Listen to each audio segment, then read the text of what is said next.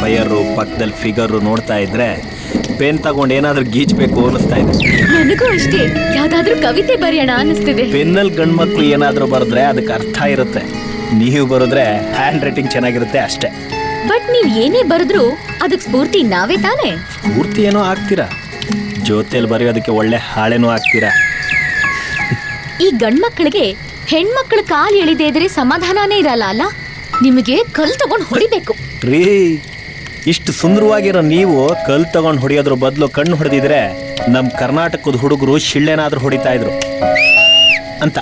ನಿಮಗ್ ಶಿಳ್ಳೆ ಹೊಡಿಯೋಕ್ಕೂ ಬರುತ್ತಾ? ನಮಗೆ ಗೊತ್ತಿಲ್ದಿರೋ ವಿದ್ಯೆನೇ ಇಲ್ಲ.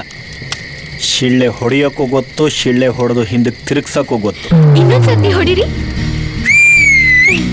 ಸೂಪರ್, ನನಗೂ ಹೇಳ್ಕೊಡ್ರಿ. ಅದೇನ್ರಿ ಸಿಂಪಲ್. ಈ ರೀತಿ ಬೆರಳನ್ನ ಜೋಡಿಸ್ಕೊಂಡು ಬಾಯಿಗೆ ಹಾಕೊಂಡು ಉಫ್ಫನ್ನಿ ಬಂದ್ಬಿಡತ್ತೆ.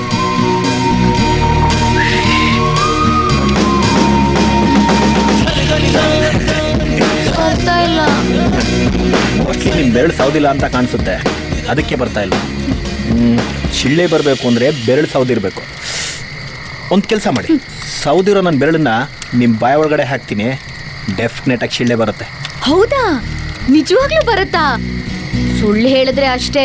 ನಿಮ್ಮ ಸ್ಟೆಥೆಸ್ಕೋಪ್ ಮೇಲೆ ಆಣೆ ರೀ. ಮಾಡಿ.